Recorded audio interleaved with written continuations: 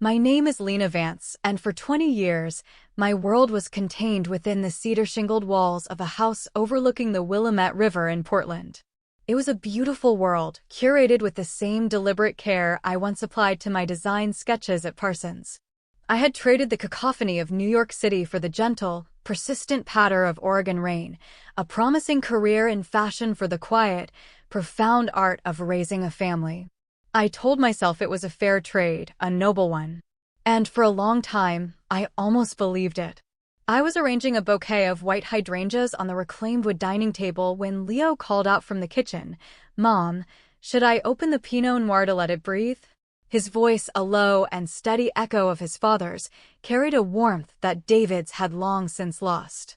Our home was clean and hushed, filled with the scent of slow-braised lamb shank and rosemary potatoes, David's favorite. A celebration meal. "Not yet, sweetheart," I called back, my fingers fussing with a single, rebellious bloom. "Let's wait until your father gets here." A familiar knot tightened in my stomach, a premonition as gray as the clouds gathering over the river. He wasn't coming. I knew it with a certainty that was as deep and cold as the water outside our window. Today was our 20th wedding anniversary. 20 years since David and I stood under a canopy of ancient Douglas firs and promised each other forever. 20 years since I'd packed away my portfolios, declined a coveted apprenticeship in Paris, and embraced the titles of wife, mother, and architect of our domestic peace. I had no regrets. It was a mantra I repeated on quiet mornings, a shield against the faint, ghostly whispers of the woman I might have been. Maya, my 18-year-old daughter, a whirlwind of charcoal-stained fingers and fierce ambition, drifted into the dining room. She was my reflection, not in face, but in spirit, the untamed fire I had learned to bank. "Need help with the salad greens?" she asked, her phone tucked under her arm, a silent extension of her being. "Please," I smiled, a genuine warmth reaching my eyes. "And use the good olive oil. This dinner is important." Leo ambled in behind her, tall and broad-shouldered like David, but with my softer eyes. He snagged a cube of aged cheddar from the cheese board. "What time did Dad say he'd be home?" I swatted his hand playfully, a practiced motion to mask the tremor of anxiety.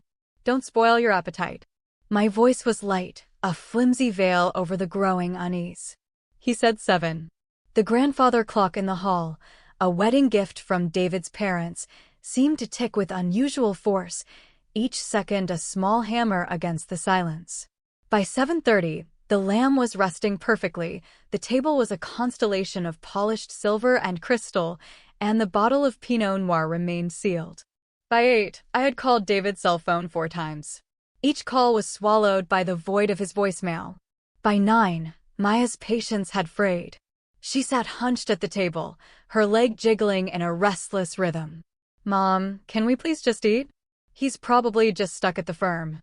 The excuse sounded thin even to her own ears. "No," I said, the words sharper than I intended. "We'll wait." But the belief was gone, replaced by a hollow ache. Leo quietly uncorked the wine and poured me a glass, his movements gentle and deliberate. He raised his own glass of water. "To you, Mom," he said softly, his voice imbued with a tenderness that could shatter a heart. "To the most incredible woman I know." And so we sat, the three of us, under the warm glow of the pendant lights, picking at cooling lamb and pretending the gaping hole at the head of the table wasn't there. We ate memories more than food, filling the silence with stories of family vacations and childhood mishaps, careful to skirt the edges of the present.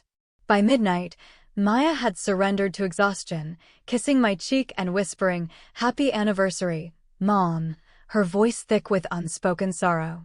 Leo stayed, helping me wrap the leftovers and load the dishwasher, his presence a silent, sturdy anchor in the swirling tide of my fear. "It's not the first time he's had a deadline, Mom," he offered, a feeble attempt at reassurance. I nodded, unable to speak past the lump in my throat. This wasn't a deadline. This was a verdict. It was nearly 3 in the morning when the sound of a key in the lock sliced through the quiet. I had dozed off on the living room sofa, still in my silk anniversary dress, my makeup a faint smudge beneath my eyes. David walked in, not with the frantic energy of someone delayed by work, but with the calm, detached air of a stranger. He wore his expensive trench coat like armor, his face a mask of cold indifference. "You're still up?" he asked, his gaze sweeping over me without recognition. "It's our anniversary," I said, my voice a dry rasp. I pushed myself to my feet, the silk of my dress rustling like dead leaves. "We waited for you." He bypassed me, walking straight to the kitchen to pour a glass of water. The space between us was no longer a silence, it was a chasm. "We need to talk," he said finally, his back still to me. "I've made a decision." My heart didn't stop. It simply ceased to feel like my own. His tone was clinical, as if he were discussing a blueprint revision. "I think we should separate." "I'm done, Lena." I stared at the rigid line of his shoulders, the words failing to assemble into meaning. "You're what?" "I'm moving out tomorrow," he continued, turning to face me, his expression flat. "You and the kids can stay in the house, of course. But I'll need the liquid savings. And the car. And the cabin on Mount Hood. I've spent my entire life building this life for everyone else. It's time I lived for myself." The words were not a slap, they were a slow, crushing weight. My knees felt weak, but I locked them, forcing myself to stand tall. "David, what are you talking about?" I whispered. "What happened?" "Nothing happened to me," he said, his voice gaining a sharp, defensive edge. "It's you, Lena. You used to have this light, this energy. You were curious, adventurous. Now, you're just comfortable." He scanned me from head to toe, his gaze laced with a disdain that burned more than any anger. "You don't even try anymore." The humiliation was a hot flush that spread from my chest to my cheeks. Tears pricked at the back of my eyes, but I refused them. I would not cry in front of this man. Not now. "Who is she?" I asked, my voice barely a tremor. His fingers tapped a restless rhythm on the granite countertop. "She's not the point." "How much younger?" I pressed, the words tasting like ash. 10 years? 15. He finally met my eyes, a flicker of something, shame, or perhaps just irritation in their depths. 22, he admitted. "Her name is Chloe. She understands my vision. She supports my ambitions. She makes me feel seen." Before I could form a response, Leo stormed into the kitchen. He was wearing an old t-shirt and sweatpants, his hair a mess from sleep, his fists clenched at his sides. "You're leaving, Mom? On your anniversary? Are you kidding me?" "Leo, stay out of this," David snapped, his composure finally cracking. "This is between your mother and me." "I'm 20 years old," Leo shot back, his voice low and dangerous. He stood beside me, a solid wall of loyalty. "And if this is what being a man looks like, I want no part of it." David's face flushed a deep, mottled red.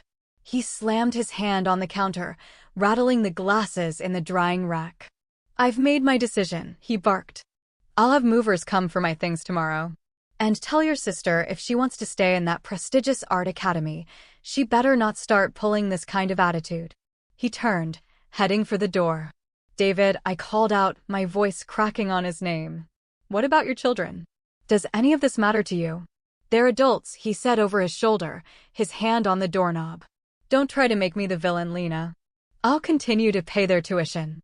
The front door slammed shut, the sound vibrating through the floorboards. On a floating shelf in the hallway, a delicate ceramic vase, a piece we'd bought on our honeymoon in Kyoto, wobbled, tipped, and fell to the hardwood floor, shattering into a dozen pieces. The sound was the perfect punctuation to the end of our marriage. Too many hairline cracks ignored for too long, until one final blow made it impossible to hold the pieces together. Maya appeared in the hallway, a ghost in her pajamas, her eyes wide with fear. "What was that? Why was Dad yelling?" Before I could find the words, Leo wrapped his arms around her, pulling her close. "We'll talk in the morning, May," he murmured into her hair. He's gone." She looked at me over his shoulder, her face crumpling. "He left us, didn't he?" I couldn't speak. I could only nod, a single, jerky movement.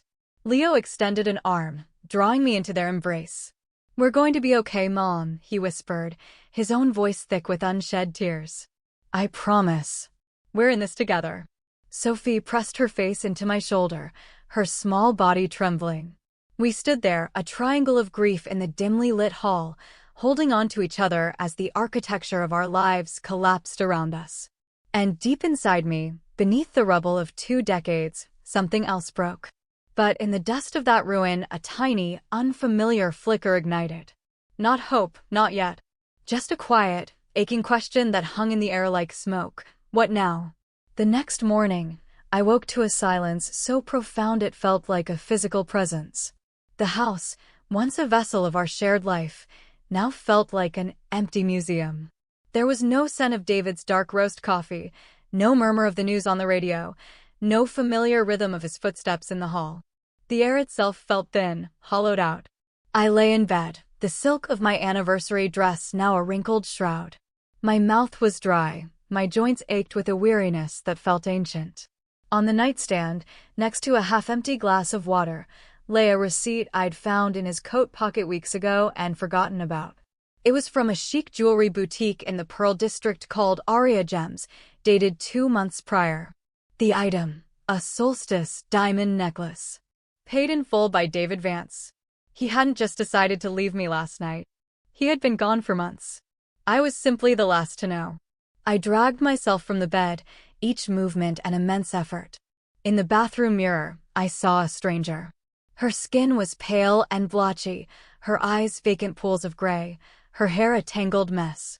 This wasn't Lena Vance, the capable, composed woman who ran a household, shared a school board, and hosted flawless dinner parties. This was a ghost haunting the shell of a life.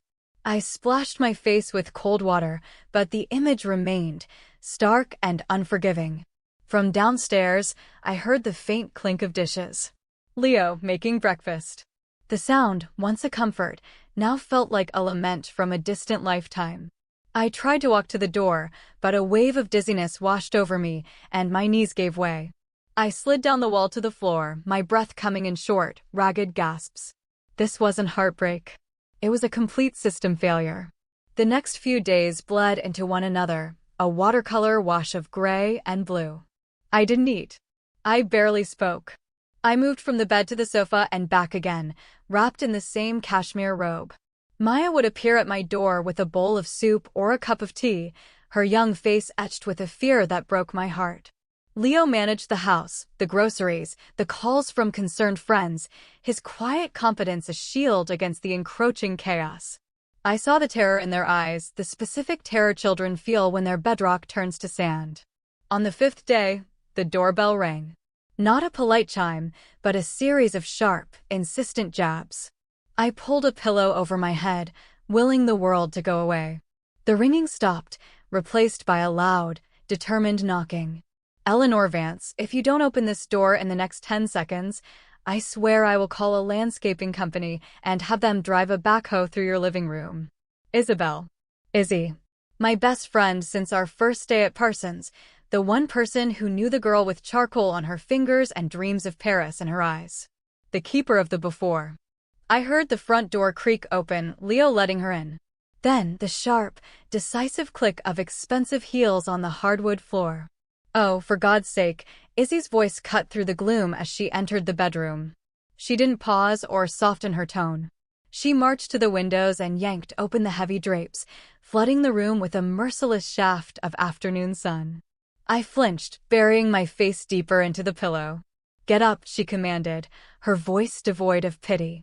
You do not get to do this. You don't get to let him win by disappearing. I don't want visitors, I croaked, my voice a stranger's. Tough, she snapped back. You don't need a visitor.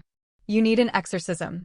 She began moving through the room like a storm, gathering discarded clothes, clearing away mugs, straightening the chaos. Her energy was both infuriating and electrifying. When the room was passably tidy, she sat on the edge of the bed and pulled me into a hug so fierce it felt like it might realign my bones. I finally broke, sobbing into her shoulder, the dry, silent grief of the past week erupting into a flood. You are not alone in this, Lena, she whispered, her voice finally softening. But you have to fight. You have to get up and fight. Later that day, after she'd bullied me into a shower and forced me to eat 3 spoonfuls of Leo's soup, Izzy stood by the window, her arms crossed, her expression grim. I did some digging, she said, her tone flat. David didn't just meet some little girl at a yoga class. He's been planning this meticulously. I looked up, my mind a fog. He set up a shell corporation a year ago, she continued, her voice hard. Riverstone Holdings. He's been systematically siphoning assets from your joint accounts into it. The Mount Hood cabin? He transferred the deed to that corporation 6 months ago. He sold a significant portion of his shares in his own firm, your firm, the one with your name on it, to an anonymous holding company. He didn't just leave you, Lena. He tried to financially obliterate you. The soup spoon clattered from my numb fingers onto the floor. How do you know all this? Izzy gave a wry, humorless shrug. My ex-husband was in corporate law. I learned what to look for. I have friends who owe me favors. She looked at me, her eyes sharp. So, the question is, what are you going to do about it? The cold dread that had paralyzed me began to transform, crystallizing into something hard and sharp. Anger. You get a lawyer, she said simply. A shark. I've already made a call. His name is Alistair Finch. We have an appointment tomorrow at 10. I can't go anywhere, I protested, gesturing to my wan reflection in the darkened window. I look like a woman who has been to hell and is considering a return trip, Izzy finished for me. Good. Let Finch see it. Let him see what you're fighting for. Because you are not dead, Lena Vance. You are not done. And if David thinks he can erase 20 years of your life and walk away with a clean slate and a full bank account, he has no idea who he married. The next morning, I found myself sitting across a vast mahogany desk from Alistair Finch. He was a small, impeccably dressed man with thinning silver hair and the unblinking eyes of a hawk. He reviewed the printouts Izzy had brought, bank statements, property records, with a quiet intensity, making small, precise notes on a legal pad. The situation is complex, he said at last, his voice a low, calm baritone. Your husband has been very methodical. But 20 years of marriage, 2 children, a partnership in a firm bearing your name, these things have weight in the eyes of the court. He cannot simply make them disappear. I have nothing, I whispered, the words a confession of my deepest fear. No income, no access to our savings. He took everything. Mr. Finch leaned forward, his gaze direct and piercing.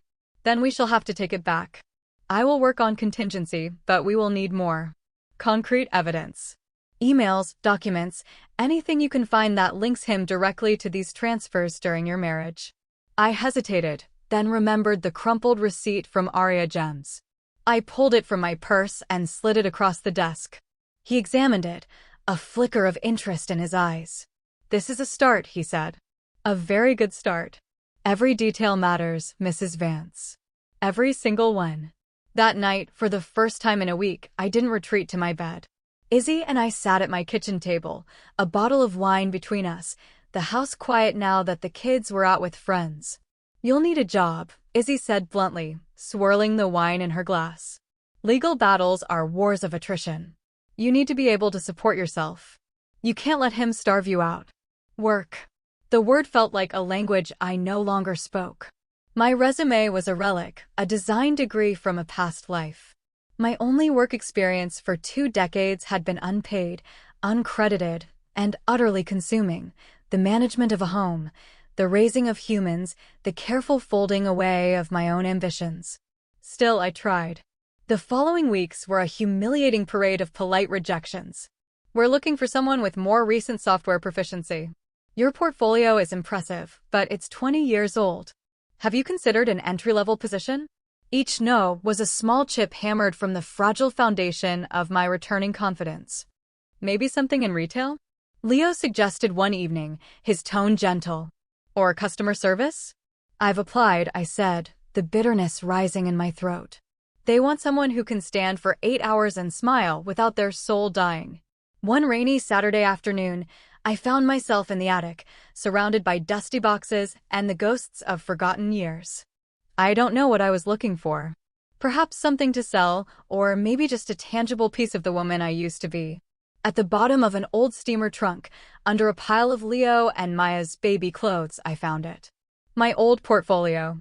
A large, black case containing page after page of sketches, fabric swatches, and design concepts, the paper yellowed at the edges, but the drawings still vibrant, alive. Designs I had created when I still believed I was destined to create. Beside it, shrouded in a canvas cover, was my old industrial sewing machine, a graduation gift from my parents. I ran my hand over its cold, steel body, a phantom limb remembering its purpose. And tucked inside a pocket of the portfolio was a photograph. Me, 22 years old, my eyes bright with a fierce, hungry light, standing beside a man with kind eyes and a confident smile. Behind us, the chaotic, beautiful mess of a design studio. On the back, in elegant, architectural script, was a note, to Lena, the most gifted designer I've ever known. My door is always open. Marcus. Marcus Thorne. My closest friend at Parsons, my partner in all-night study sessions fueled by cheap coffee and impossible dreams. He had possessed a quiet genius, a way of seeing the structure and line in everything. I'd heard through the grapevine of old college friends that he'd become a success, not in the flashy world of runway shows, but in the more subtle, demanding field of architectural textiles and bespoke interior design. He had a renowned studio somewhere downtown. Could he possibly remember me after all this time? The next morning, I woke before dawn, and for the first time in weeks, the weight on my chest felt a little lighter. It was replaced by a nervous, fluttering energy. Over coffee, I told Izzy and the kids my plan. Leo didn't question it. He just put a hand on my shoulder and said, "He'll remember, Mom." How could he not?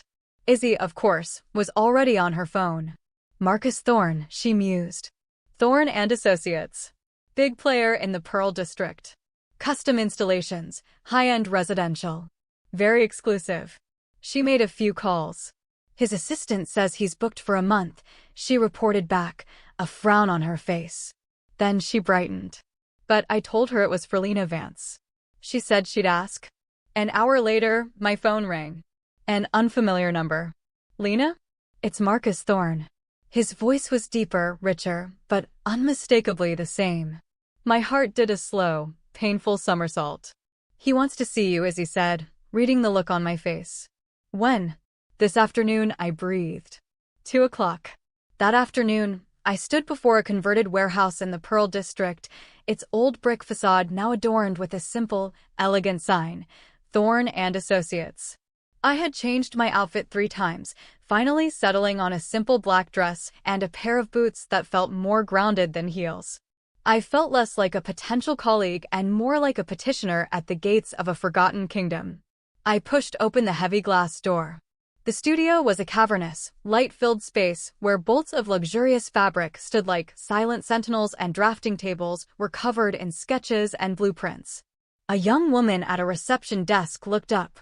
Can I help you? I have an appointment with Marcus Thorne. I'm Lena Vance. Before she could respond, a voice from across the room said, Lena. I turned. He was standing by a massive cutting table, older, of course, with threads of silver in his dark hair, but the same kind eyes, the same quiet confidence.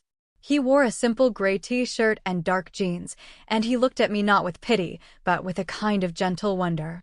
My God, he said, walking toward me, a slow smile spreading across his face. After all these years. He didn't ask what had happened or why I was there. He just wrapped me in a hug that felt like coming home. We sat in his office, a glass-walled cube overlooking the studio floor, and I told him everything. The anniversary, the betrayal, the financial erasure, the humiliating job search. I told him about finding my old portfolio and feeling like I was looking at a photograph of a stranger. When I finished, my voice raw, he was silent for a long moment. He finally leaned back in his chair. I always wondered what happened to you, Lena. You were the best of us. The most original voice. He gestured to the bustling studio below. This is all about structure and precision. You were poetry. He stood up and walked to a large flat file drawer. He pulled out a piece of heavy paper and unrolled it on his desk. It was one of my old sketches from college, a design for a flowing, asymmetrical coat. I kept this, he said quietly, to remind myself what pure, unconstrained talent looks like. Tears I didn't know I had left sprang to my eyes. I need a job, Marcus, I said, my voice thick. Anything. I can sweep floors. I can make coffee. I just need to work. He looked at me, then at my old sketch, then back at me. I think you can do a little more than that, he said. He led me out to the main floor, to a small, quiet workstation in a corner, bathed in northern light. A high-end sewing machine sat on the table. My head seamstress just went on maternity leave, he said. We're overwhelmed with custom finishing work. Hems, seams, fittings. It's not glamorous. It's meticulous, painstaking work. He picked up a piece of heavy Belgian linen. But it requires a good hand. A patient eye. He looked at me. Think you've still got it? The next morning, I stood at that workstation, the scent of fabric and hot irons filling my lungs. My hands trembled as I threaded the needle. My first few stitches were hesitant, uneven. My back ached from leaning over the machine. But I didn't stop. With each seam I sewed, with each hem I pressed, a part of me I thought was long dead began to stir. Day by day, the muscle memory returned. The rhythm of the machine became a steadying beat, a new pulse in my quiet life. By the end of the second week, I could finish the delicate hem of a silk-lined curtain without a single pucker. Marcus would occasionally walk by, glance at my work, and offer a quiet nod of approval. It was enough. I was more than David's abandoned wife. I was more than a mother adrift. I was Lena Vance. And I was sewing myself back together, one perfect stitch at a time. One morning, Marcus was in a tense huddle with his project manager, pointing at a blueprint spread across a massive table. I was nearby, carefully hand-stitching a velvet cushion cover, trying to be invisible. I caught snippets of their conversation. The client is the CEO of Cascade Holdings. They're our biggest contract this year. The lead designer is out with the flu. I kept my head down, my needle moving in a steady, rhythmic dance. The simple, focused act of creation was my sanctuary. That I could do it well, that my hands still remembered their old language, was a quiet triumph I held close. A moment later, Marcus was standing beside my workstation. Lena, we have a situation. He held out a swatch of incredibly complex, digitally printed silk. Our lead designer was creating a series of custom wall panels for the Cascade Holdings project. She's out sick, and the preliminary design she left is uninspired. The client is coming in this afternoon to see the prototype. He looked at me, his expression a mixture of desperation and trust. I need you to look at this. I need your eye. I took the swatch. The pattern was beautiful but static. It lacked movement, life. It's flat, I said, thinking aloud. Exactly, Marcus sighed. Can you do anything with it? I didn't have time to doubt myself. I spread the fabric on my cutting table. An idea, a ghost from my old sketchbooks, surfaced in my mind. Instead of treating the fabric as a flat surface, I began to cut it on the bias, pleating and folding it, creating a subtle, three-dimensional texture that made the pattern ripple and shift with the light. I worked with a focus I hadn't felt in years, my hands moving with an instinct that bypassed conscious thought. It was like speaking a native tongue after decades of silence. When the client arrived that afternoon, a sharp, discerning woman in her 60s, Marcus presented my reimagined panel. She ran her hand over the textured surface, her eyes lighting up. "This is extraordinary," she murmured. "It's alive. This is what I was hoping for." She turned to Marcus. "Your designer is a genius." Marcus looked over at me, a wide, genuine smile on his face. "Yes," he said. "She is." From that day on, my role at the studio began to shift. I was no longer just the seamstress in the corner. Marcus started bringing me in on design meetings, asking for my input on textures and color palettes. Creative consultant, he called me. Clients, hearing the story of the Cascade panels, began to ask for my touch. The quiet hum of my sewing machine was being replaced by the hum of my own resurgence.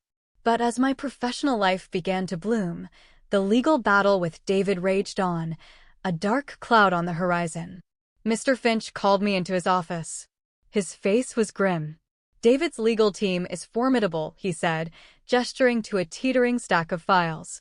They're burying us in motions, delaying discovery, and building a case that the vast majority of your marital assets were pre-existing or created solely through his unique genius. Can he win? I asked, the familiar cold dread creeping back in. He's very good at building a narrative, Mr. Finch admitted. We have the circumstantial evidence of his deception, but we need a smoking gun. Something that ties him directly and irrefutably to the intent to defraud you. As if on cue, my phone rang that evening. An unknown number. I almost ignored it. Lena, a small, hesitant voice asked. It's Chloe. I stiffened, my hand tightening on the phone. What do you want? Please, she said, her voice cracking. I need to see you. Please. We met in a nondescript coffee shop in a part of town neither of us frequented. She looked nothing like the glamorous siren I had imagined. She was young, yes, but her face was pale and puffy, her expensive clothes hanging loosely on her thin frame. I don't know why I agreed to this, I said, my voice flat, my hands wrapped around a warm mug for armor. Because I think you'll understand, she said, looking down at her hands. David, he lied to me too. About everything. She took a shaky breath. I'm pregnant, Lena.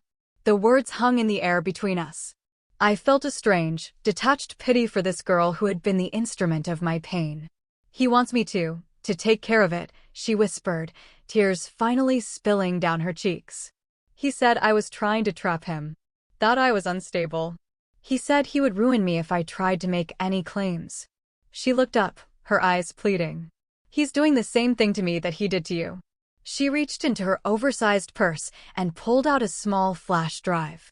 He left his laptop open one night. I copied his personal server. I don't know what most of it is, spreadsheets, contracts, offshore account numbers. But I thought maybe your lawyer could use it. I stared at the small piece of plastic in her hand. Why give this to me? Because, she said, her voice gaining a sliver of strength, he doesn't get to destroy another woman's life. Especially not when it's tied to my child's. Back in Mr. Finch's office, the flash drive was a revelation. It was the Rosetta Stone of David's deception.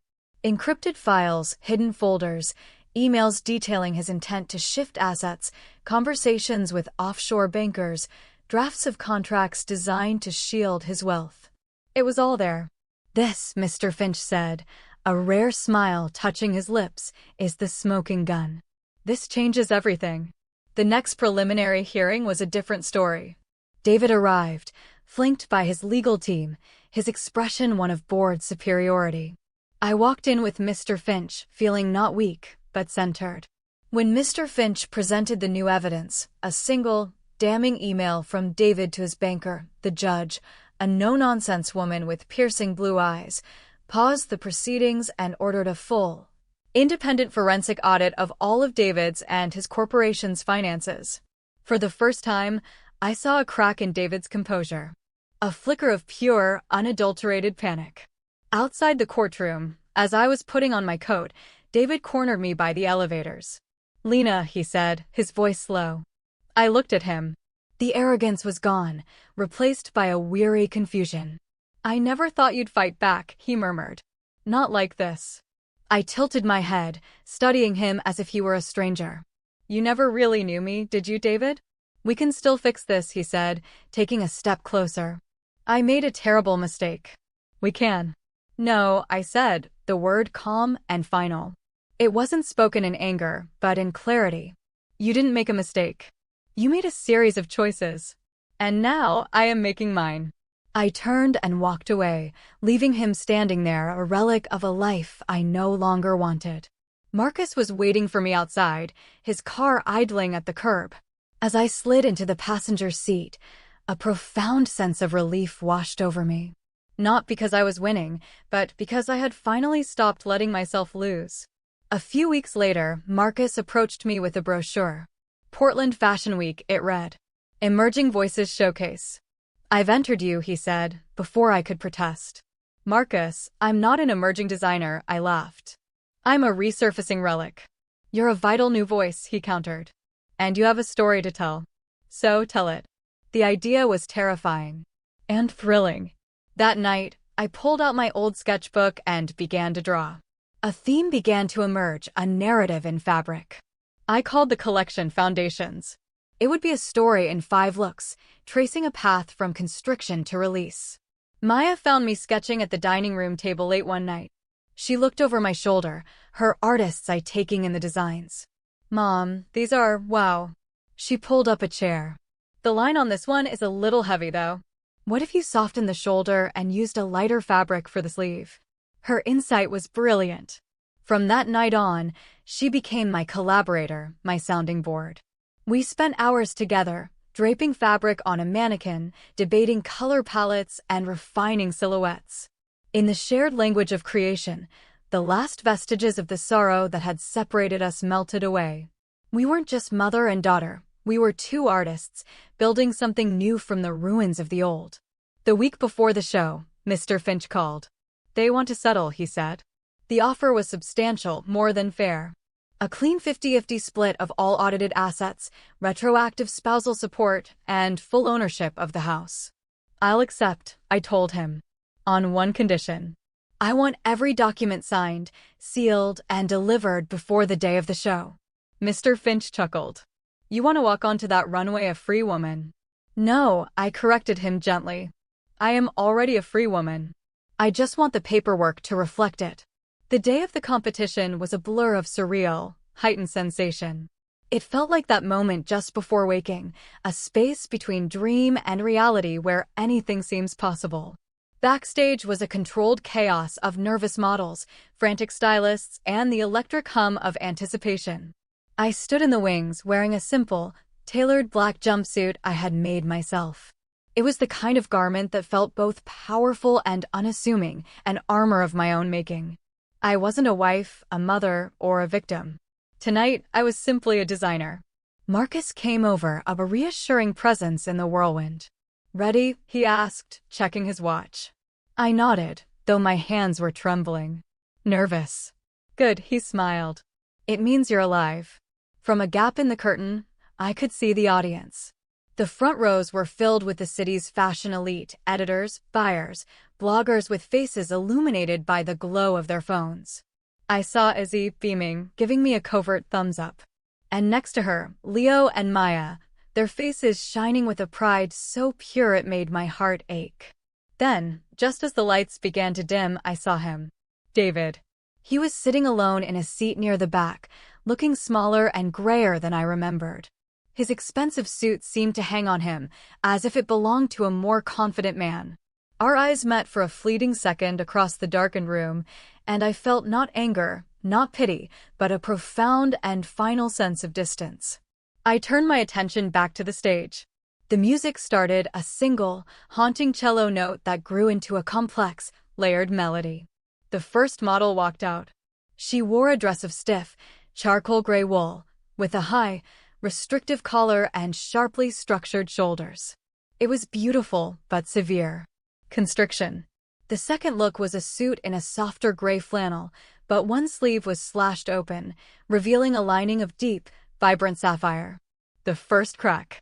The third was a flowing coat in that same sapphire, its movement unconstrained, free. Release.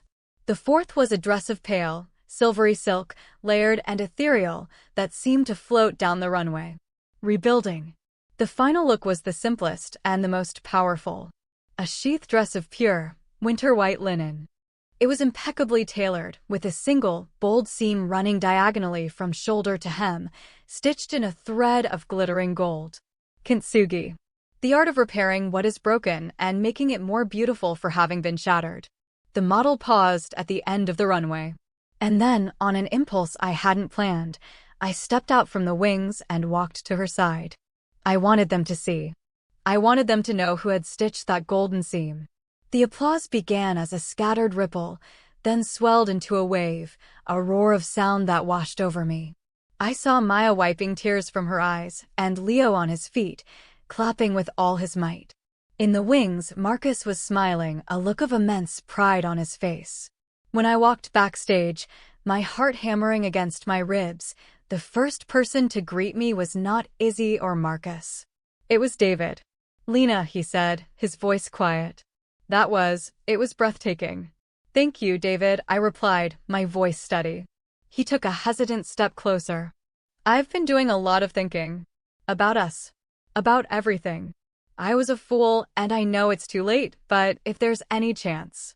There isn't, I said, my tone gentle but absolute. There was no malice in it, only truth. There's no going back, David. You were an important part of the story of how I got here. But you don't belong in this chapter. His face fell, not in anger, but in a kind of quiet, final acceptance. He looked lost. And for the first time, I realized he was. I had found my way, but he was still wandering in the ruins he had created.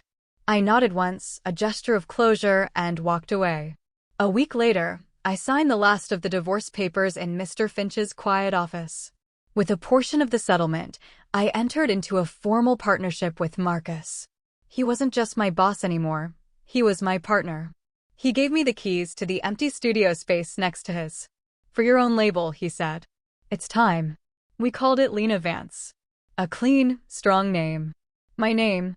The space filled with light, with bolts of fabric, with the sound of laughter and creative debate. Maya became my first intern, her digital savvy and fresh eye a perfect complement to my experience.